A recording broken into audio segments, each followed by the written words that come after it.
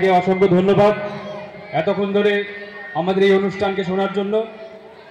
আজ সংরক্ষণের বিপক্ষে আমার বন্ধু খুব ভালো একটি যুক্তি দিল, তার যুক্তিটা আমি বিশ্লেষণ করব অবশ্যই, এবং তার সঙ্গে সঙ্গে আপনাদের বলতে চাই আমাদের এই সমাজে সংরক্ষণ কেন প্রয়োজন। প্রথমত সে বলল আমাদের সমাজে এখনো কি পিছিয়ে পড়া মানুষ আছে, এখনো কি সমাজে দলিত সম্প্রদায় পিছিয়ে পড়া নিম্নবর্গের মানুষ আছে। তাদের জানিয়ে দিই, আমরা যদি একবার ভারতবর্ষের ঝাড়খণ্ডের দিকে চোখ মেলাই, সেখানে আমরা দেখতে পাবো আইএনডিবির দ্বারা 33.3% সেখানকার মানুষ দলিত সম্প্রদায়ের মানুষ। তাদের কাছে শিক্ষার তালবাস অবধি পৌঁছায়নি।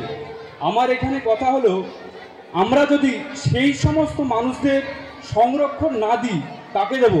কোটিপতির ছেলেকে যারা আগিয়ে আছে তাদের?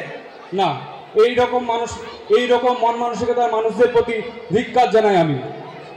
তারপরেই উনি বলল, আমার বিপক্ষপন্থী বলল যে সমাজে নাকি এখন আর পিছিয়ে পড়া মানুষ নেই। তাকে বলবো একবার ভারতবর্ষের ছত্তিশগড়ের দিকে সে যেন একবার চোখ মেলায়, সেখানে দেখতে পাবে 32.2% লোক আইএনডিবি দ্বারা নির্ণীত সেখানে পিছিয়ে পড়া দলিত সম্প্রদায়ের মানুষ, তাদের কাছে শিক্ষার তালবাস পৌঁছায়নি। তাহলে সেই সমস্ত মানুষদেরকেই তো আমরা সংরক্ষণ কোটা দেব কি নাকি? তারপর এই সংরক্ষণ কোটাটা একান্ত প্রয়োজন। কেননা আমরা যদি একবার ডক্টর আম্বেদকরের জীবনীটা দেখি, তার ছাত্র জীবনে কত ঘাত, কত প্রতিঘাত, এই সমস্ত কিছুর মধ্য দিয়ে তার জীবনটা অতিক্রম হয়েছে। তার পড়াশোনার জীবনটা খুবই কষ্টের মধ্য দিয়ে গিয়েছে। তাই সেইটাকে অনুসরণ করে এই বর্তমান সুশীল সমাজে অবস্থিত হয়ে আমরা সুশীল সমাজ থেকে আমরা এইটুকু জ্ঞান তো অর্জন করতেই পারি। তাকে কত ঘাত প্রতিঘাত, কত কিছুই না মেনে নিতে হয়েছে, সেইটিকে অনুসরণ করে সংরক্ষণ কোটাটাকে রাখা সরকারের জন্য আবশ্যিক। সরকার যে এই সংরক্ষণ কোটাটাকে সংরক্ষণ করে রেখেছে, এর জন্য সরকারকে জানাই অসংখ্য ধন্যবাদ। এই সংরক্ষণ কোটায় করতে পারে এই সংরক্ষণ কোটায় একমাত্র আমাদের এই সমাজের জাতি বৈষম্য এবং সমাজে উঁচু শ্রেণী নিম্ন শ্রেণীর এই সমস্ত কিছুকে দূর করতে পারে একমাত্র এই সংরক্ষণ কোটা। যেমন একটা এক্সাম্পল এরকম করা যায় যে লটারি কাটে সেই কিন্তু প্রাইজের আশা করে। সচরাচর যে লটারি কাটে সেই কিন্তু প্রাইজের আশা করে, আর যে লটারি কাটে না সে প্রাইজের আশাও করে না।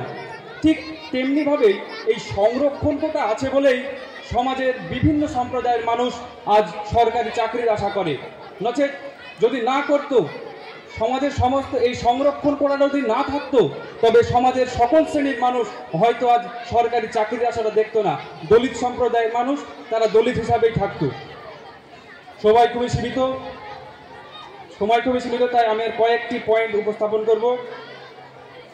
মেধাভিত্তিক চাকরির জন্য, সরকারি মেধাভিত্তিক চাকরির জন্য মডেল স্কুল, মিশন স্কুল, বিভিন্ন নামি দামি বেসরকারি স্কুল, সেই সমস্ত স্কুলের দামামা বাজে, সরকারি স্কুলের স্টুডেন্টদের নো চান্স।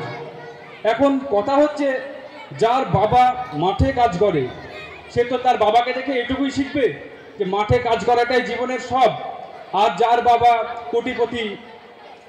কোটিপতি ধনীপতি, তার বাবা, সেই সমস্ত ছেলেরা তো সেই রকম অভাবটাকে বুঝবে না। তাই সংরক্ষণ কোটাটা একান্ত প্রয়োজন। এখন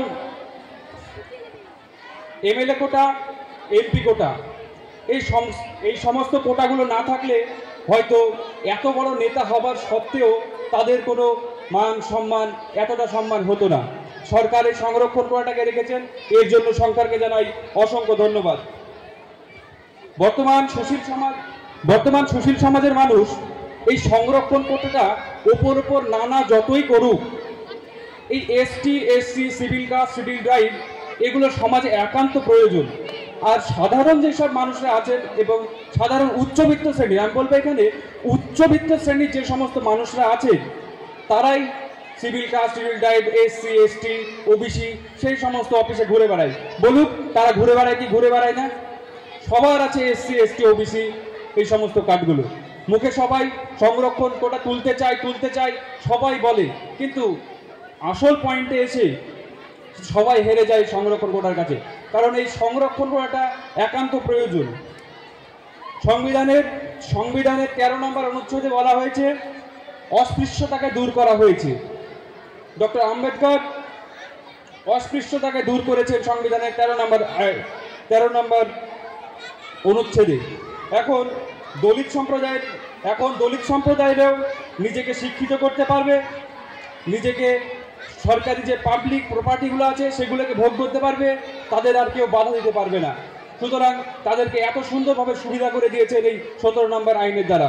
এবং তাদেরকে যদি কেউ বাধাপ্রাপ্ত করে তাদেরকে আইনত দণ্ডনীয় অপরাধ এবং তাদের প্রতি একটি পুলিশের শাসনের ব্যবস্থা নেওয়া হবে। সময় খুবই সাময়িক, তাই আমি এখানে আমার বক্তব্য শেষ করছি। সবাইকে ধন্যবাদ। সংরক্ষণের পক্ষে